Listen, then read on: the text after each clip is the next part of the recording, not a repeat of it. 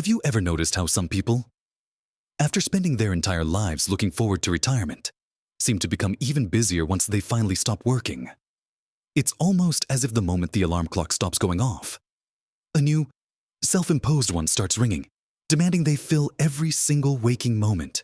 You see them bustling from one activity to the next, volunteering for everything, taking on new projects, joining multiple clubs, and their calendars look more packed than they ever did during their working years.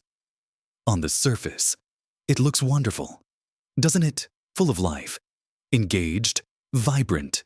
But what if I told you that for many, this constant state of doing might not be the golden age they envisioned?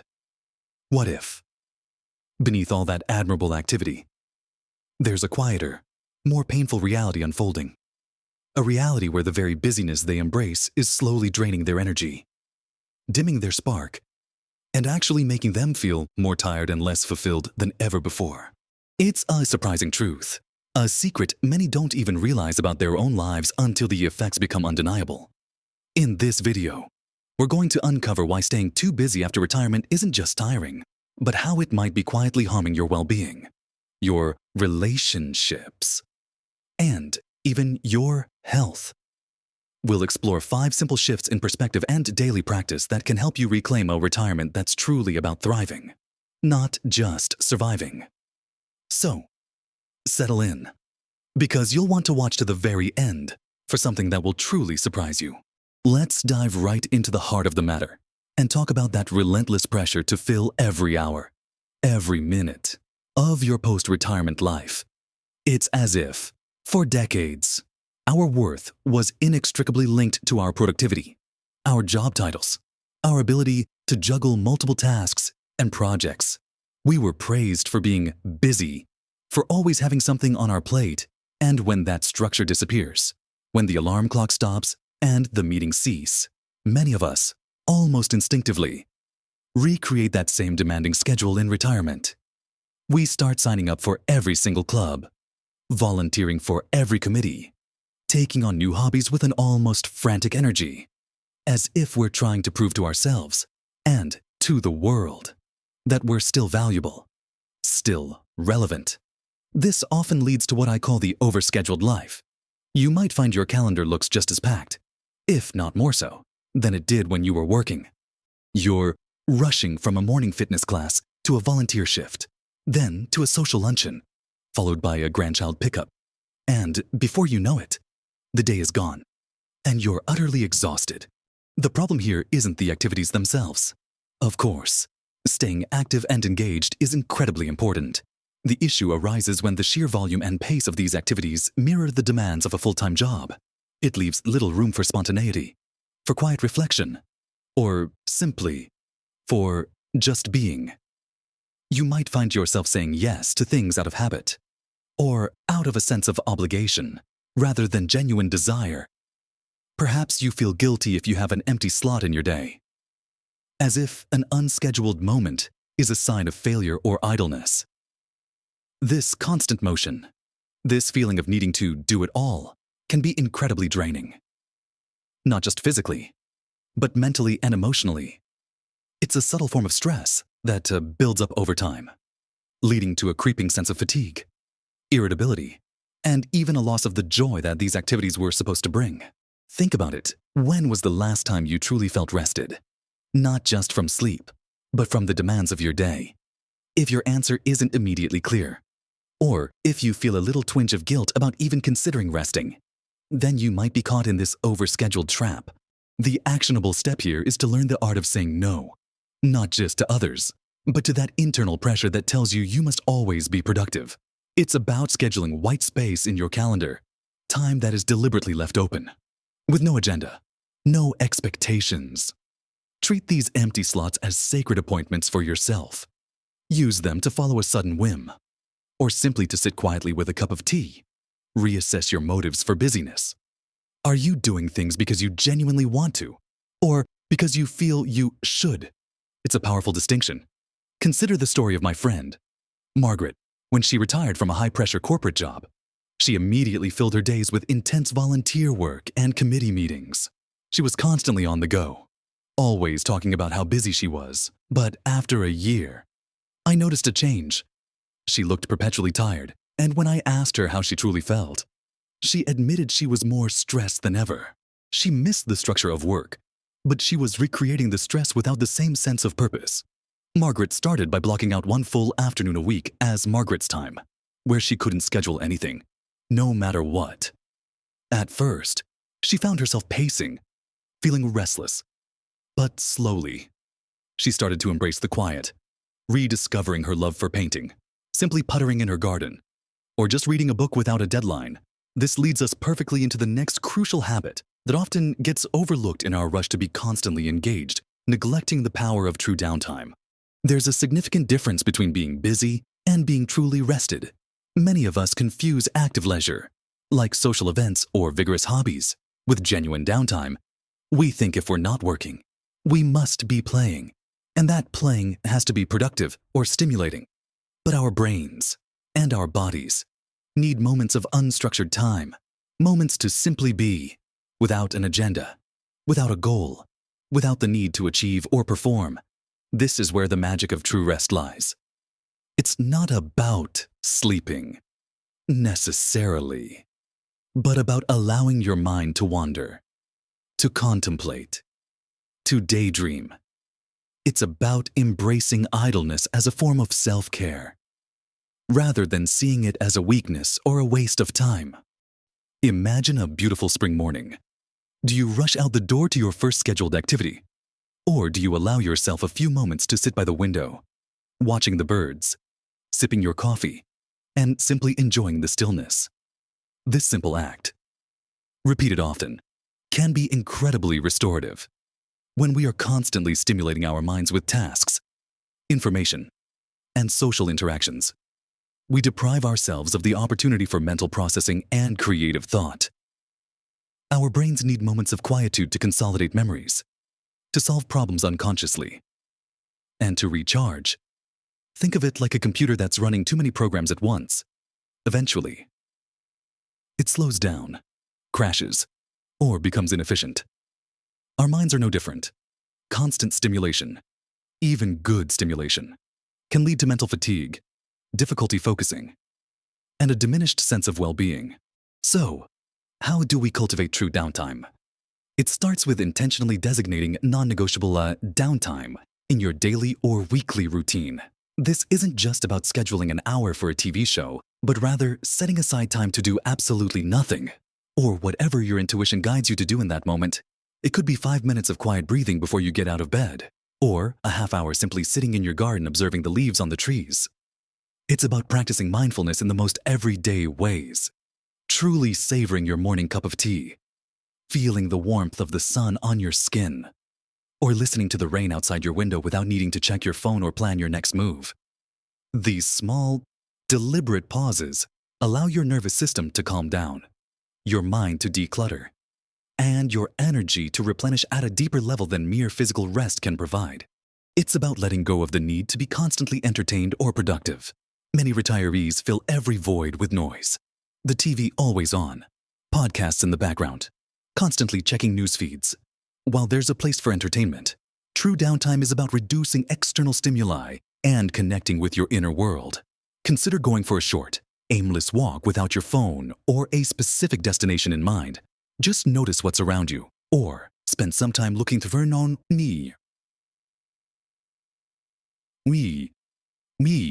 Thorpe old photo albums, not to reminisce about an event, but to simply let the images bring whatever thoughts or feelings arise. Without judgment, these are moments of pure being, not doing.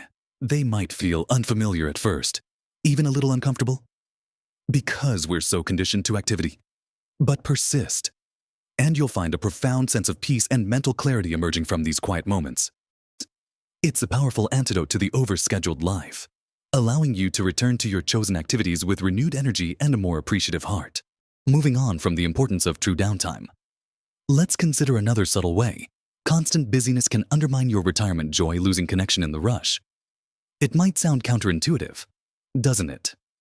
You're constantly out and about, meeting people, involved in groups, and yet, underneath it all, a sense of isolation or superficiality can creep in. We can be surrounded by people and still feel profoundly lonely if our interactions lack depth and authenticity. When our calendars are packed, we often engage in what I call surface-level connections. We're rushing from one social engagement to the next, exchanging pleasantries, making small talk, but rarely having the time or mental space for truly meaningful conversations, for really listening and sharing from the heart. Imagine you're at a gathering, quickly chatting with several people, then rushing off to your next appointment. You've socialized, but did you genuinely connect with anyone? Did you learn something new about a friend's inner world? Or share a vulnerable thought of your own often? The answer is no.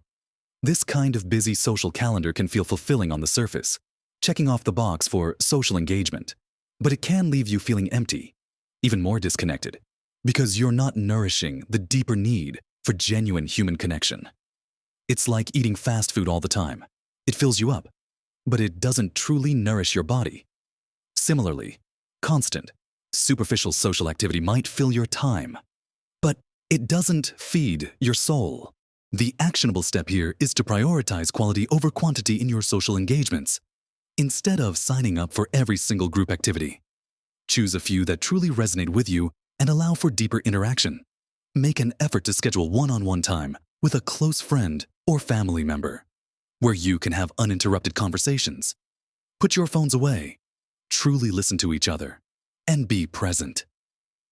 It's about being intentional with your precious time and energy, directing it towards relationships that genuinely enrich you and where you can be your authentic self. This also extends to your connection with yourself. In the constant rush, we often lose touch with our own inner voice, our own needs, and our own feelings. We become so focused on external demands that we neglect our internal landscape. Taking time for self-reflection through journaling, meditation, or simply quiet contemplation allows you to reconnect with who you are, what you truly value, and what truly brings you joy. Beyond the external activities, this deeper self-awareness then informs your choices, helping you say yes to what truly matters and no to what drains you, leading to more authentic and fulfilling relationships with both yourself and others. Next, let's talk about a silent threat that often goes unnoticed when we're constantly on the go, ignoring the body's whispers. We might think that because we're active, we're healthy. And while physical activity is undoubtedly crucial, there's a fine line between healthy engagement and pushing our bodies and minds beyond their capacity, leading to chronic stress and exhaustion. When you're perpetually busy, even with enjoyable activities, your body can remain in a low-level state of stress. Your nervous system is constantly activated, ready for the next thing. This fight or flight mode, designed for short bursts of danger, is incredibly damaging when sustained over long periods. You might find yourself rushing meals, eating on the go, making less healthy food choices because you're short on time. You might be pushing through aches and pains, dismissing them as just old age or part of being active, rather than listening to your body's signals for rest and recovery. Sleep is another major casualty of the overscheduled life. You might find yourself staying up late to finish a project, or waking up early to get a head start, even when your body is screaming for more rest. Overstimulation from a busy day can also make it harder to fall asleep and stay asleep, leading to a vicious cycle of fatigue. Poor sleep impairs cognitive function, weakens the immune system, and contributes to a range of chronic health issues. It's not just about the hours of sleep, but the quality of it. If your mind is still racing from a day of non-stop activity, deep, restorative sleep becomes elusive. The key actionable step here is to prioritize true physical rest and recovery as much as you prioritize activity. This means consciously scheduling proper, unhurried meal times, where you can sit down, chew your food slowly, and truly savor it. It means listening to your body's hunger and fullness cues, rather than eating out of habit or convenience. Most importantly, it means treating sleep as a non-negotiable priority. Establish a consistent sleep schedule. Create a relaxing bedtime routine. And make your bedroom a sanctuary free from screens and clutter. If you find yourself pushing through pain or persistent fatigue, acknowledge these as your body's important whispers, not just inconveniences. Seek gentle movement that supports your body, like stretching or walking at a relaxed pace, rather than always pushing for high-intensity exercise. Schedule regular health checkups, and don't dismiss symptoms. Even if you feel generally well, remember, your body is your temple, and it needs time to repair, rejuvenate, and recover from the demands of even the most enjoyable activities. Ignoring these signals, even in the pursuit of living life to the fullest, can slowly but surely erode your physical and mental health. It's about finding a rhythm that honors your body's natural needs, rather than constantly overriding them with a relentless pursuit of busyness. Finally, let's explore a powerful psychological trap that often fuels the need to stay constantly busy in retirement: the desire for external validation and clinging to old identities. For many years, our sense of worth, our identity, and our place in the world were deeply intertwined with our careers, our professional achievements, and our roles in our families or communities. We were the CEO, the teacher, the nurse, the provider. When retirement arrives, that structure, that clear identity, often disappears. This can create a significant void, and for some, an uncomfortable sense of being lost or irrelevant. To fill this void, and to avoid confronting these uncomfortable feelings, many retirees subconsciously dive headfirst into constant busyness. This busyness then becomes a new form of external validation. We can still proudly declare, "Oh, I'm so busy. I hardly have a moment to myself." It gives us a sense of purpose, a reason to get up in the morning, and a way to prove our continued value, not just to others, but to ourselves. We might take on more volunteer roles than we can comfortably manage, not necessarily because they deeply resonate with our passion, but because they give us a title, a committee to chair, or a schedule that makes us feel important and needed. Or we might meticulously plan and execute complex projects at home, or travel extensively, all in an effort to maintain a certain image, to demonstrate that we are still capable, vibrant, and contributing members of society. The trap here is that this busyness is driven by an external need to prove something, to uphold a past identity, rather than an internal desire for genuine joy and fulfillment. When we're operating from this place, even enjoyable activities can feel like obligations, leading to a subtle but persistent sense of emptiness or burnout. We're constantly performing, even in our leisure time, and never truly embracing the freedom and opportunity that retirement offers for authentic self-discovery. The actionable step here is perhaps the most profound. It's about courageously reflecting on what truly brings you joy, meaning, and purpose, independent of what others expect, or what looks good on a social media feed. It means letting go of the need to be useful in the old, career-driven ways, and opening yourself up to exploring new interests without pressure for performance or external recognition. Embrace the fluidity of identity in retirement. You are no longer just your job title. You are a multifaceted individual with a lifetime of experience and new possibilities ahead. This might involve spending quiet time reflecting on your core values, trying out a new hobby just for the sheer pleasure of it, or simply allowing yourself to be present in the moment without needing to achieve anything. It's about giving yourself permission to redefine success, not by how full your calendar is, but by how full your heart is.